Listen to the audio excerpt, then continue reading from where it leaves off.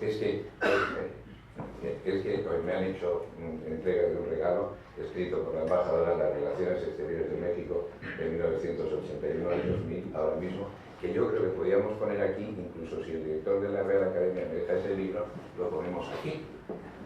Muchísimas gracias. Y ahí, yo también espero que me regalen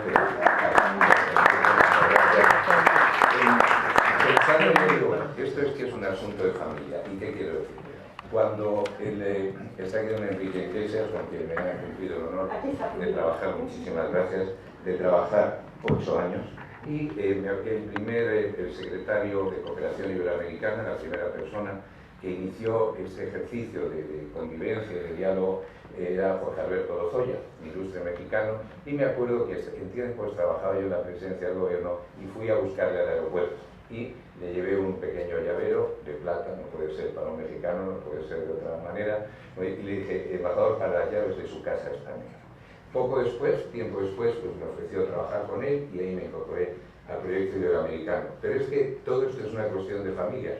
Porque yo, por ejemplo, con mis hijos, que ya son adolescentes y cada vez me hacen menos caso, cuando salen por la noche y luego quieren volver, yo es una frase que digo aprendida de Enrique Vargas, mi compañero de la SEGI, y de su padre, que les decía, levántense, y pondría un adjetivo, a descansar al panteón, pues yo digo lo mismo. Cada vez me hace menos caso, pero es eso. O cuando hablamos en Puebla de comprar una casa en Puerto Escondido. Son asuntos de familia, son cosas que nos llevan a diario. Y realmente, bueno, un ejemplo, yo también no puedo resistirme, que deben haber tratado magníficamente al canciller Dastis, porque ayer dijo que iba a volver junto con el canciller alemán a México. Vamos, que ha sido una magnífica hospitalidad el encuentro con el presidente Peña Nieto, el canciller Videgaray. Nos esforzamos mucho. Y bueno, ya lo ven que...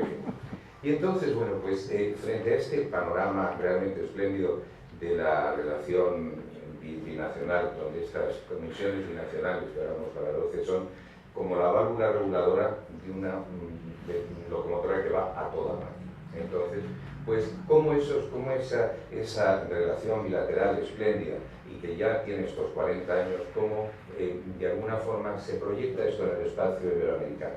Pues yo creo que siendo facilitadores de la convergencia y sobre todo, de alguna manera, esta relación que yo diría modélica entre países de los mismos espacios culturales y lingüísticos y con un pasado compartido, cómo eso se puede proyectar a una esfera mayor, cómo emanar las buenas prácticas que puedan servir de referente o de, digamos, de modelo, de ilustración a quien así lo quiera. Pues bueno, yo diría que hay, evidentemente, el embajador ha dicho, ha explicado muy bien la importancia del diálogo político. Y es un diálogo político que es a nivel de nuestros jefes de Estado. Todos los reyes, como Juan Carlos y doña Sofía, visitaron en 6 visitas de Estado, y en su tiempo aquí estaba en tiempos del embajador Casimeño, también fue allí. Y todos los presidentes mexicanos y todos nuestros jefes de gobierno han visitado sistemáticamente uno y otro país. Pero es también los diálogos de las comunidades autónomas, de los gobernadores, de los distintos niveles regionales y locales que hacen un denso entramado. Y es que además, como decía el presidente Fernando Enrique Cardoso, a los iberoamericanos nos gusta convivir. Y convivir es encontrarse, convivir es juntarse, y convivir es dialogar. Y ese es el primer gran bloque. En segundo lugar, se ha dicho también las relaciones económicas, que hay los enormes flujos de inversión, los flujos crecientes de comercio, y eso que está ahí para quedarse, va a ser crecientemente mayor, y esa Casa de México en Madrid y en España no va a hacer sino aumentar y multiplicar todavía con mayor perspectiva eso. En tercer lugar, los flujos migratorios que son de todo tipo. Me decían aquí hay, por ejemplo, más de 4.000 estudiantes mexicanos, tenemos estudiantes españoles allí, y esto también se puede predecir de todo el ámbito iberoamericano, más crecido con las adquisiciones de nacionalidad, con las residencias permanentes. Es decir, diálogo político, inversiones, relaciones económicas y empresariales, flujos migratorios. Luego hay algo que nos une a todos, que es la cooperación. Nos une a españoles y mexicanos con una cooperación que es un fondo mixto, un fondo España-México, que es una cooperación horizontal y triangular. Es decir, cooperamos entre nosotros en cosas donde podemos tener valor añadido, y cooperamos triangularmente, básicamente con los países de Centroamérica y el Caribe. Es, por ejemplo, significativo la buena labor está haciendo en Haití con los 100 universitarios que van cada año a ingresar en universidades mexicanas, y solo estos países del Caribe, cuanto más se inserten en nuestras vecindades, mejor estarán. En quinto lugar, es muy importante la relación birregional con la Unión Europea. En eso yo creo que lo que estamos procurando es la iberoamericanización de la política europea. Yo creo que tanto Portugal como España lo que somos, no somos puente de nada, no hacen falta puentes, lo que somos son facilitadores de la convergencia, que haya una mirada de Bruselas y de los 28 países miembros hacia un continente que es su aliado y su socio estratégico. Y esto en los tiempos que corren no es poca cosa. Y luego también una europeización de las políticas, por ejemplo, en el ámbito comercial. Como bien decía la embajadora, yo creo que ahora lo que tenemos es que tener mucho comercio intraindustrial, aquel que se inserta en cadenas de valor, en el que añadimos competitividad y productividad. Es muy interesante que en la próxima cumbre Unión Europea-América Latina, que tendrá lugar en San Salvador, y estamos ambos países, digamos, cooperando a su mejor éxito, pues se va a hablar del orden comercial, del sistema multilateral y del cambio climático. Es decir, aquellas cosas debemos seguir con los valores que venimos profesando siempre, cualesquiera que sean algunas incertidumbres de la escena internacional. ¿No se me oye? Sí. Luego, la cultura. En esta primera fila tenemos los tres baluartes de la cultura iberoamericana: los congresos de la lengua, la Asociación Iberoamericana de Academias de la Lengua, con una labor, el Cervantes y su iberoamericanización, con la UNAM, con Carlos Cuervo, con el Inca Garcilaso, y los programas IBER, los Iberescena, Ibermedia, Iberorquesta. Todo esto hace un densísimo entramado de la relación iberoamericana, donde México y España estuvieron siempre desde el principio. Y finalmente también la cooperación entre sociedades civiles. Hoy día todo nuestro ámbito iberoamericano se relaciona, sea desde las incubadoras de empresas, asociaciones deportivas, de carácter cívico, de lo más variado. Eso es lo que nos ha permitido, por un lado, afianzarnos en nuestros valores, y por otro, insertarnos de una manera más asertiva, más decisiva en el mundo de la globalización. Decía la embajadora, nuestra cooperación bilateral, mexicano-española, la iberoamericana, la birregional, Unión Europea, América Latina y Caribe, y finalmente la cooperación en foros globales.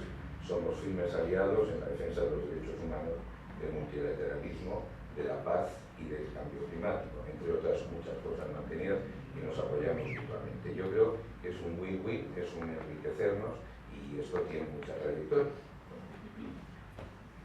Se puede ahora continuar pensando qué hacemos en el futuro. A veces piensa uno que ya es tan estrecha la relación que difícilmente se puede pensar en cuál es el futuro o cómo podemos mejorarlo, aunque ya la mesa anterior nos dio algunas señales en cuanto a la cooperación que tenemos que hacer respecto a la difusión del español. Yo creo, Fernando, que la globalización nadie la va a parar. La globalización llegó para quedarse, nos guste o no nos guste, la cosa es cómo nos adaptamos a ella.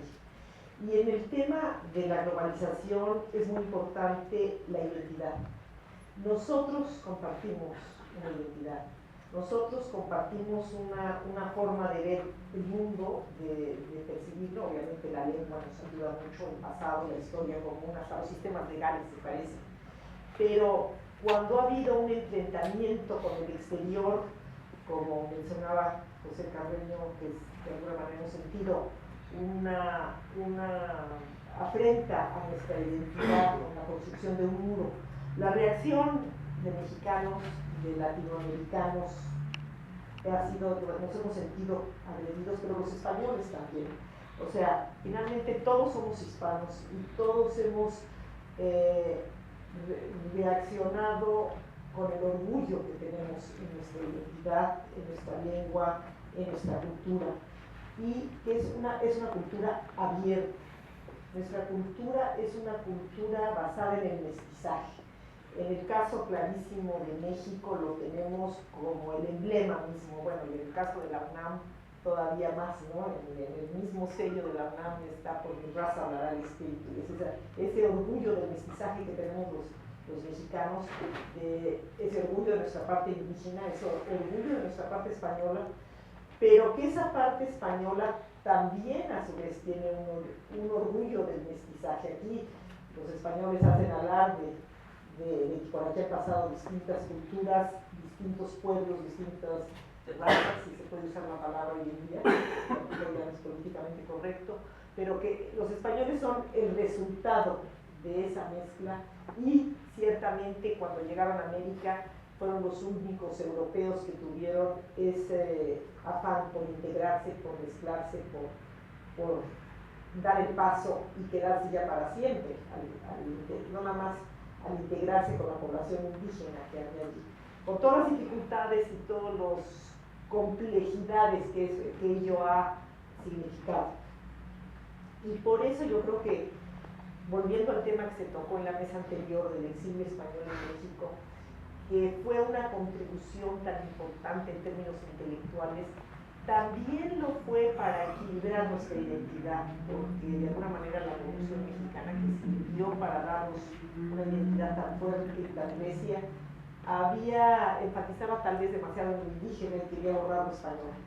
Y el exilio español en México, la presencia de grandes intelectuales que se integraron a todas las instituciones existentes en el país, desde el Fondo de Cultura Económica, la Universidad Nacional, fundaron los científicos en gran medida también el Instituto Politécnico, fundaron en gran medida el Colegio de México, al que tengo el orgullo de ser ingresada y autora,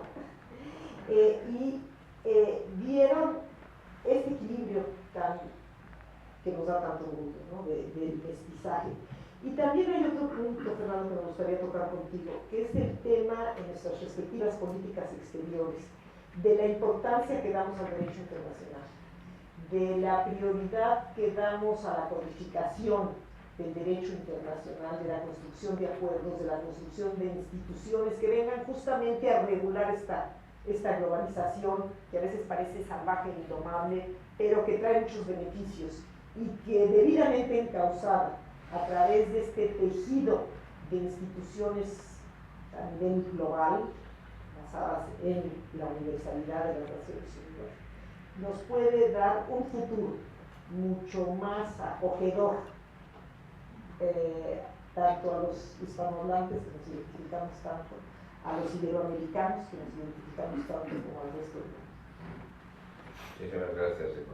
Sin duda, yo creo que esos son dos grandes mensajes que tienen raíz en nuestro pasado y apuntan a la escena internacional del futuro. Si algo ha sido esta península ibérica, y mediante hubo a veces lecturas monolíticas de nuestra realidad, pues quizá no se entendió que lo que somos es tres aportes fundamentales. Un aporte europeo, que es cristiano, que es católico, pero una enorme presencia árabe, más de 2.000 palabras en nuestro vocabulario, y una presencia judía que hace que todavía, cuando hay algo bonito en hebreo que se quiere conquistar, se hable de un jalom esfaradí, de un sueño español.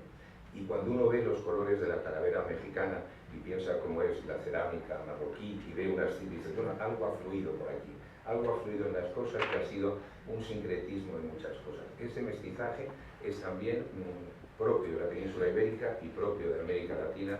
Decía don Enrique siempre el aporte de los pueblos originarios, el aporte europeo y el aporte afrodescendiente.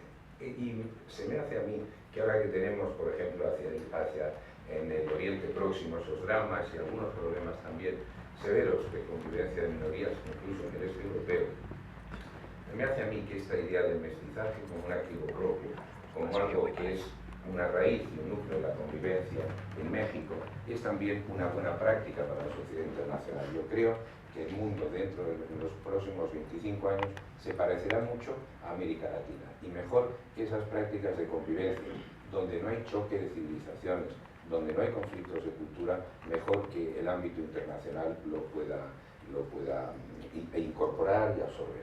Y esa es la presencia, digamos, sociológica. Y claro, todo esto tenemos que ser potencias normativas. Es decir, yo creo que lo importante en la defensa del derecho internacional es que esas realidades del mestizaje, que implican preservación de los derechos civiles y políticos, y económicos y sociales se eleven, alcancen categoría jurídica internacional con los formatos y los instrumentos jurídicos lo más vinculantes posible dentro de lo que el grado de evolución de la comunidad internacional permita. Y eso es, frente a ciertas prácticas monocolores o ciertos intentos de establecer un orden mundial que nació de la posguerra, y hay que decir que todos los miembros de todos los países latinoamericanos fueron miembros fundadores de Naciones Unidas, y España solamente son en 1956, que esa evolución del derecho de gentes, que esa evolución del derecho internacional, que también tiene Francisco de Vitoria y la Escuela de Salamanca, su precedente, se amplíe. Y yo creo que en eso somos, como yo puse ayer un pequeño tweet, socios, amigos y aliados. Pero como me he perdido la mesa anterior y como yo creo que el exilio fue una cadena importante, me acuerdo estando juntos en Puebla, en el espectacular Museo del Barroco, te comenté que yo había leído de un poeta español de la generación del 27, no muy conocido, Pedro García, pero que nació en Salamanca, murió en Monterrey, y decía, iba a bordo de uno de los barcos del exilio de Sinaya, y decía: qué fino hilo, qué delgado junco de acero fiel nos une y nos separa, con España presente en el recuerdo y México presente en la esperanza. Esta es la esperanza de nuestros dos países. El futuro es lo que hacemos. Muchas gracias.